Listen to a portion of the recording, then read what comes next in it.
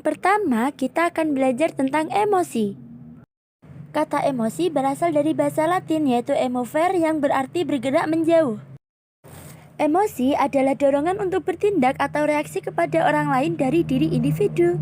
Macam emosi: 1. Emosi marah, emosi takut, emosi cinta, emosi depresi, emosi gembira, emosi cemburu, dan emosi khawatir. Dari sebab dan reaksi yang ditimbulkan, emosi dibedakan menjadi berkaitan dengan perasaan, berkaitan dengan kondisi fisiologis, dan berkaitan dengan kondisi psikologis. Ciri emosi: pengalaman emosional bersifat pribadi dan subjektif. Adanya perubahan aspek jasmaniah, emosi diekspresikan dalam perilaku, dan emosi sebagai motif. Teori-teori emosi. Yang pertama, teori sentral, yaitu teori ini gejala kejasmanian merupakan satu akibat dari emosi dialami oleh individu. Yang kedua, teori perifer, yaitu gejala jasmani justru penyebab dari emosi tersebut. Yang ketiga, teori kepribadian, yaitu bahwa emosi merupakan suatu aktivitas pribadi. Yang keempat, teori James Lange, yaitu emosi yang dirasakan adalah persepsi tentang perubahan tubuh. Faktor penyebab emosi. Yang pertama, faktor internal dari dalam diri, contohnya merasa dibenci. Yang kedua, faktor eksternal, contoh disikapi secara tidak adil oleh orang tua.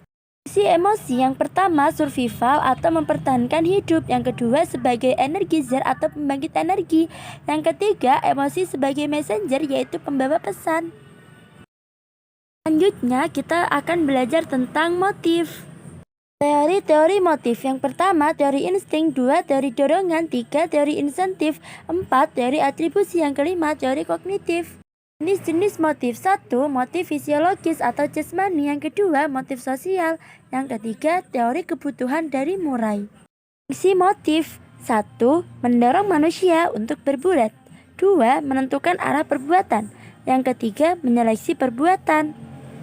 Assalamualaikum teman-teman. Hari ini kita akan belajar tentang gejala jiwa manusia.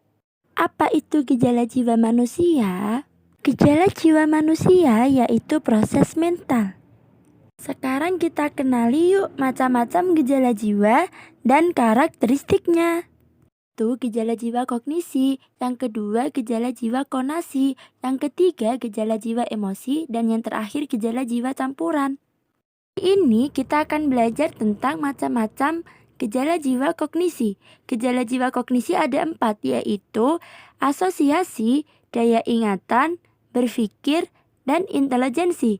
Nah, di situ sudah ada pengertiannya ya teman-teman. Teman-teman boleh membaca. Sebelum belajar tentang hubungan manusia dengan lingkungannya, kita kenali dulu ya interaksi sosial. Interaksi sosial adalah hubungan timbal balik antara individu atau kelompok untuk menjalin hubungan pertemanan. Ini adalah faktor-faktor interaksi sosial.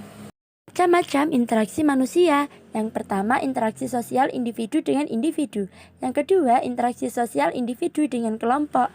Yang ketiga, interaksi sosial kelompok dengan kelompok. Di situ sudah ada contohnya, silakan dibaca ya teman-teman. Semoga bermanfaat. Hubungan individu dengan lingkungan. Yang pertama, ada lingkungan fisik. Yang kedua, ada lingkungan sosial.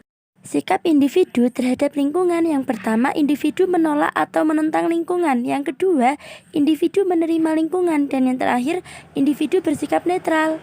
Kepribadian. Pengertian kepribadian. Kepribadian adalah suatu atribut tentang individu. Teori-teori kepribadian. 1. Teori kepribadian Freud. ed. Aspek biologis yang ada dalam diri individu sejak lahir.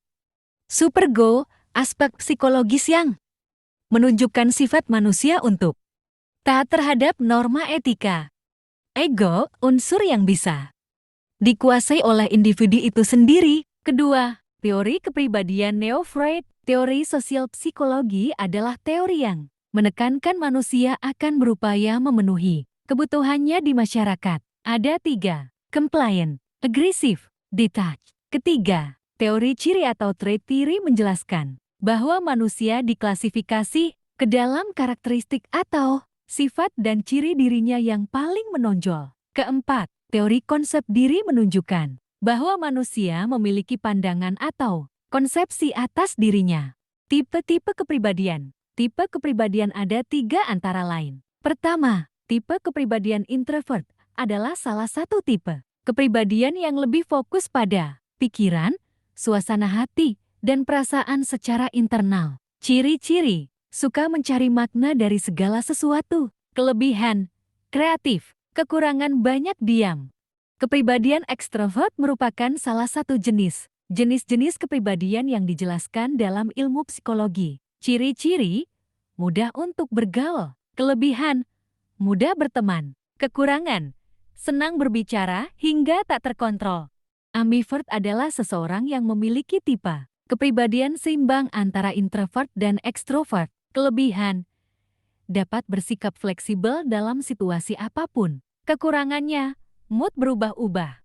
Gangguan kepribadian merupakan jenis gangguan mental saat seseorang memiliki pola pikir dan perilaku yang cenderung tidak sehat. Tipe gangguan kepribadian. Pertama, paranoid. Kedua, skizoid. Ketiga, antisosial. Keempat, borderline. Kelima, histrionik. Ciri-ciri, lebih suka menyendiri. Paranoid sepanjang waktu